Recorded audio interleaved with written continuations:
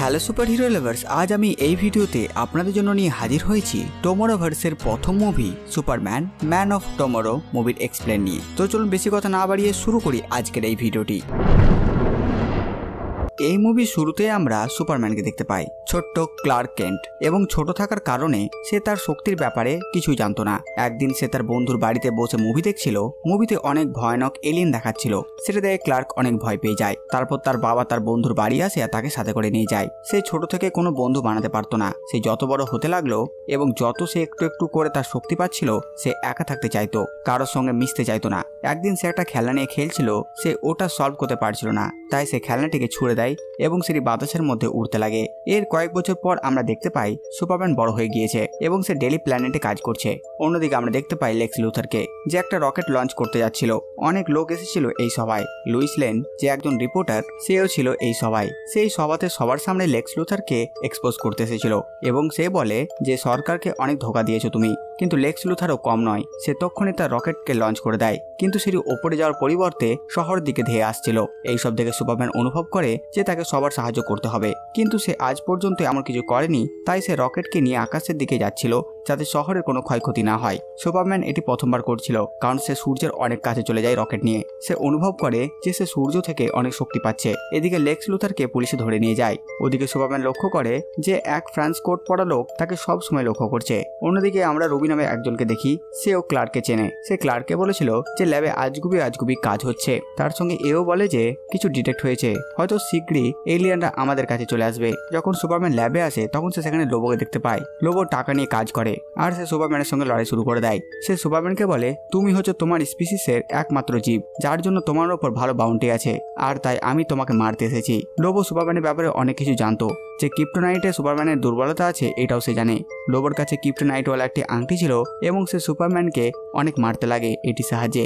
এদিকে সুপারম্যান অনেক দুর্বল অনুভব করতে লাগে, তাই সে আংটিটি নিতে পারছিল না।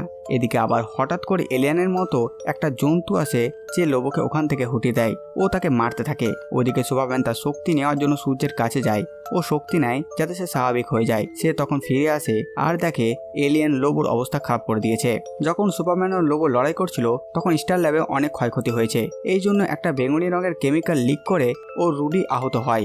এরপর লড়াই শেষে রুডিকে হসপিটালে নিয়ে যাওয়া হয় এবং শহরে সবাই সুপারম্যানকে জানে আর সবাই খুব খুশি ছিল একটা সুপার হিরো পেয়ে। ওদিকে যখন রুডি চিকিৎসা চলছে হঠাৎ সে উঠে বসে এবং তার অবস্থা খুব শোচনীয়। সে তখন এক এক করে সব ডাক্তারকে মেরে ফেলে এবং সবার এনার্জি নিজের মধ্যে নিয়ে নেয়। অন্যদিকে আমরা সুপারম্যানকে দেখতে পাই, সে তার পরিবারের সঙ্গে বাড়ি ফিরছিল। তারা যখন বাড়ি ফিরেছে তখন সুপারম্যান সেই ফ্রান্স কোট পরা লোকটিকে দেখতে পায়। এখানে আমরা জানতে পারি এই লোকটি হলো সেই এলিয়েন যে সুপারম্যানকে লোবোর কাছ থেকে বাঁচিয়েছিল। এরপর সেই এলিয়েনটা সুপারম্যানকে তার ইতিহাস বলে। ওই খেলনাটি যেটা আমরা সুপারম্যানের হাতে দেখেছিলাম যখন সে ছোট ছিল, ওই খেলনাটি দ্বারা সে সুপারম্যানকে দেখায় আর বলে সে কোথা থেকে এসেছে এবং সে কে। পরের দিন সুপারম্যানের মা তাকে একটা কস্টিউম উপহার দেয়। ওটা সেই কস্টিউম যেটা আমরা সুপারম্যানকে পরে থাকতে দেখি। এখানে তার মা তাকে বলে, এটা সেই কাপড় যেটাতে তোমাকে আমরা এখানে পেয়েছিলাম, এটা খুব শক্তিশালী, তোমাকে সবসময় রক্ষা করবে। অন্যদিকে আমরা দেখতে পাই লুইস লেন লোবোর ইন্টারভিউ এর জন্য গিয়েছে, যেখানে লোবো তাকে খুব বিরক্ত করছিল। তাকে একটি অদ্ভুত শিল্ডের ভেতরে রাখা হয়েছে। হঠাৎ সেখানে রুডি চলে আসে। রুডি লোবোর ওপরে অনেক রেগেছিল, কারণ তার জন্য আজ তার এই অবস্থা। সে যখন লোবোর উপর আক্রমণ করতে যাচ্ছিল সেখানে পুলিশ চলে আসে। পুলিশ রুডির ওপর অনেক ফায়ার করে, কিন্তু রুডির কিছুই হয় না। সে পুলিশটিকে মেরে ফেলে।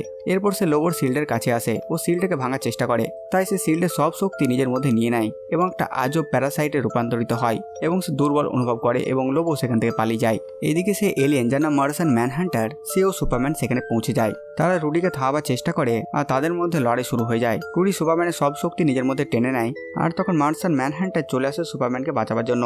ও সে রুডির উপর অ্যাটাক করে, কিন্তু রুডি তার থেকেও বেশি শক্তিশালী ছিল, তাই মার্সান ম্যানহান্টার পুড়ে যায়। পরে সুপারম্যান যখন ঘুম থেকে ওঠে তার খুব দুর্বলতা অনুভব হয়। তার শক্তি অনেক কম হয়ে গিয়েছিল আর সুপারম্যান উড়ে সূর্যের কাছে যেতে পারছে না আর সে বুঝতে পারে না যে সে কি করবে।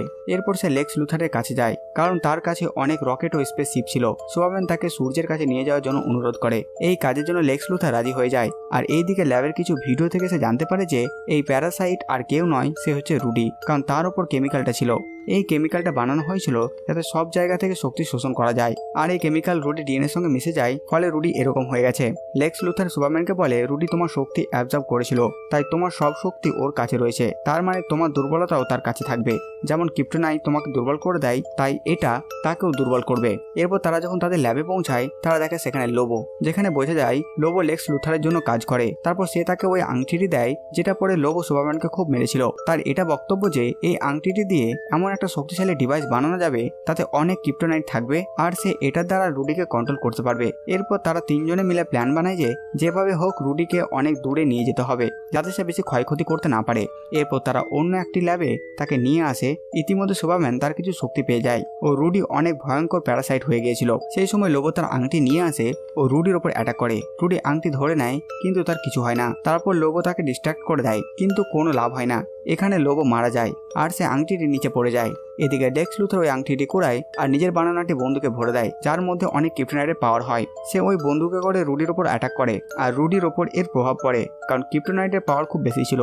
আর যেহেতু লেক্স লুথার একজন খারাপ লোক, যখন রুডি পড়ে যায় তখন লেক্স লুথার ওই বন্দুক করে সুপারম্যানকেও গুলি করে দেয়। সুপারম্যানের এনার্জি প্রথম থেকে ডাউন ছিল, এরপরে সে আরো দুর্বল হয়ে যায়। ঠিক ওই সময়ে মার্শান ম্যানহান্টার চলে আসে আর লেক্স লুথারকে থামায়। এদিকে রুডি আবার উঠে পড়ে আর সে শহর দিকে যেতে লাগে। সুপারম্যান ও রুডির পেছনে যায় আর তাকে থামানোর চেষ্টা করে আর বলে, আমি জানি খারাপ নও তুমি, শুধু রেগে আছো আর এই চেহারায় তুমি তোমার বাড়ি ফিরে যেতে পারবে না আর কেউ তোমাকে চিনতে পারবে না, কিন্তু তুমি একটা ভালো মানুষ ছিলে।